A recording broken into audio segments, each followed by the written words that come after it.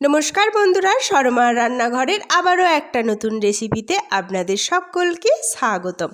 আজকে নিয়ে এসেছি সুজি দিয়ে চমচম মিষ্টির রেসিপি।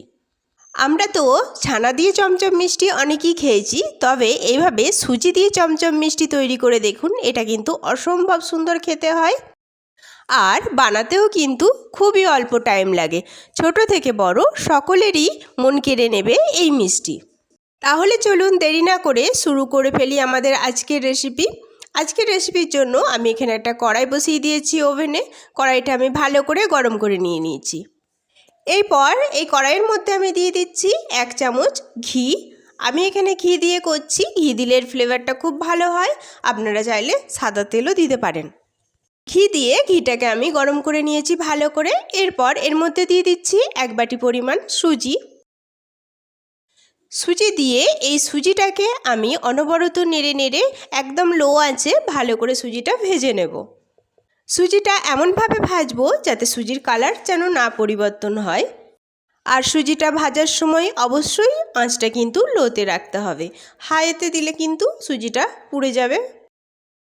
আঁচটা লোতে রেখেই আমি 2 থেকে 3 মিনিট খুব ভালো করে সুজিটা ভেজে নিয়েছি। এতেই দেখুন সুজিটা ভালো করে ভাজা হয়ে গেছে। এরপর এর মধ্যে অ্যাড করে দিচ্ছি আমি সামান্য লবণ স্বাদ অনুযায়ী,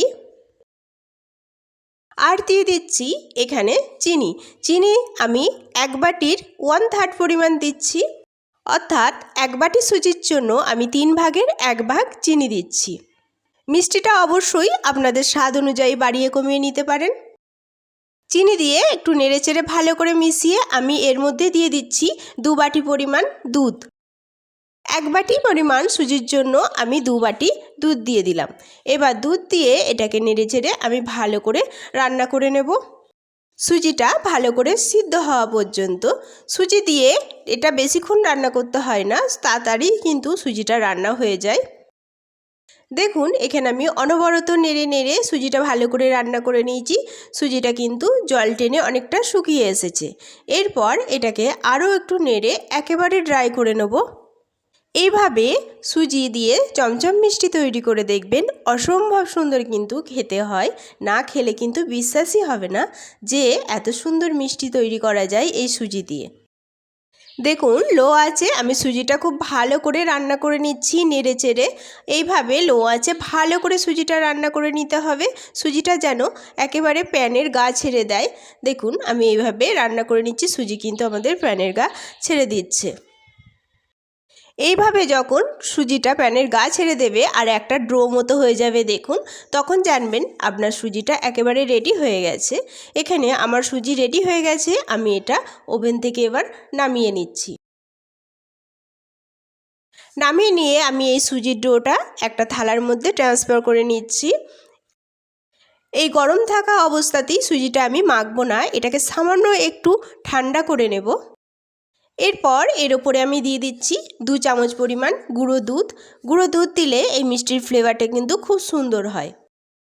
সুজিটা আমার হালকা গরম আছে, এই অবস্থায় আমি মাখবো। মাখার জন্য আমি হাতেতে অল্প একটু ঘি মাখিয়ে নিয়েছি, তাহলে কিন্তু হাতে লাগবে না।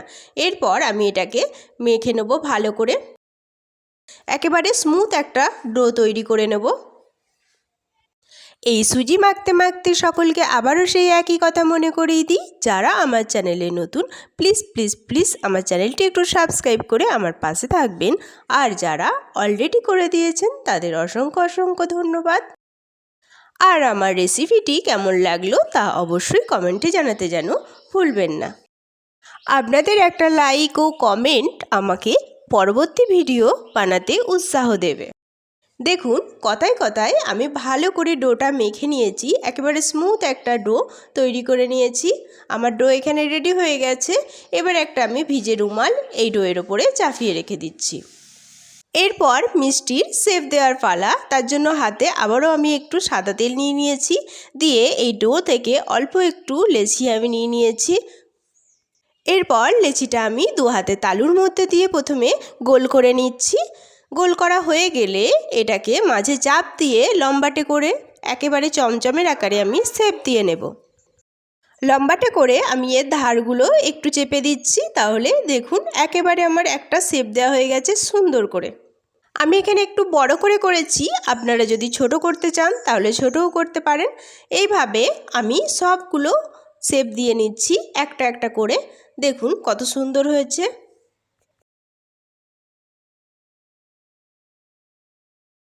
দেখুন এখানে আমার সবগুলো মিষ্টির শেপ দেওয়া হয়ে গেছে।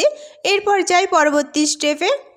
এরপর ওভেনে আমি আবারও একটা প্যান বসিয়ে দিয়েছি, এর মধ্যে দিয়ে দিচ্ছি কিছুটা জল দিয়ে এই জলটাকে আমি খুব ভালো করে গরম করে নেব। দেখুন জলটা আমার খুব ভালো করে গরম হয়ে গেছে। এরপর এর উপর দিয়ে আমি একটা ছিদ্রযুক্ত থালা দিয়ে দিচ্ছি আর একটা কাপড়ের টুকরো এইভাবে এই থালার উপর বিছিয়ে দিচ্ছি। কাপড়ের টুকরোটা আমার বেছানো হয়ে গেছে। এরপর এর উপরে আমি এই মিষ্টিগুলো একটা একটা করে দিয়ে দিচ্ছি। সবগুলো আমি সুন্দর করে সাজিয়ে দিয়ে দিচ্ছি। সবগুলো ভালো করে সাজানো হয়ে গেছে। এরপর এটাকে আমি ঢেকে মিডিয়াম আঁচে 5 থেকে 6 মিনিট রান্না করে নেব। ফিরে আসছি 5 থেকে 6 মিনিট পর। দেখুন মিষ্টিগুলো আমার খুব ভালোভাবে সিদ্ধ হয়ে গেছে। এরপর আমি এটা নামিয়ে নিয়ে ঠান্ডা করে নিচ্ছি। নামিয়ে নিয়ে আমি ঠান্ডা করে নিয়ে একটা প্লেটে মিষ্টিগুলো সুন্দর করে পরিবেশন করে নিয়েছি। এবার এর আমি বাইরের কোট করব। তার জন্য এখানে আমি গুঁড়ো দুধ আর ঘি ভালো করে মিশিয়ে নিয়েছি। এরপর এখান থেকে একটা মিষ্টি নিয়ে এই গুঁড়ো দুধের মধ্যে এইভাবে কোট করে নিচ্ছি। দেখুন এটা কত সুন্দর হয়েছে। কোট করে আমি একটা প্লেটে সুন্দর করে এটা সাজিয়ে নিচ্ছি। এইভাবে আমি সবগুলো মিষ্টি ভালো করে কোট করে নিচ্ছি। একটা একটা করে সবগুলো মিষ্টি আমি করে নিচ্ছি। এইভাবে সুজি দিয়ে চমচম মিষ্টি তৈরি করবেন, দেখবেন খুব অল্প টাইম লাগে আর এটা খেতেও কিন্তু খুব সুস্বাদু হয়। ছোট থেকে বড় সকলেরই কিন্তু এটা মন কেড়ে নেবে। দেখুন কথায় কথায় সবগুলো মিষ্টি আমার কোট করা হয়ে গেছে। এগুলো দেখতে কত সুন্দর হয়েছে। এখান থেকে একটা নিয়ে আপনাদের দেখিয়ে দিই কেটে যে এটা কতটা নরম তুলতুলে হয়েছে। দেখুন চামচের সাহায্যে কেটে দেখিয়ে দিচ্ছি। এটা একেবারে নরম তুলতুলে আর মুখে দিলে একেবারে মিলিয়ে যাবে। আর আগেই বলেছি খেতেও হয়েছে কিন্তু অসম্ভব সুন্দর। আশা করছি আমার এই রেসিপিটিও আপনাদের খুব ভালো লেগেছে। আজ এই পর্যন্তই। দেখা হবে আবারও একটা নতুন রেসিপি নিয়ে। ততক্ষণ সবাই সুস্থ থাকবেন, ভালো থাকবেন। সকলকে অনেক অনেক অনেক ধন্যবাদ।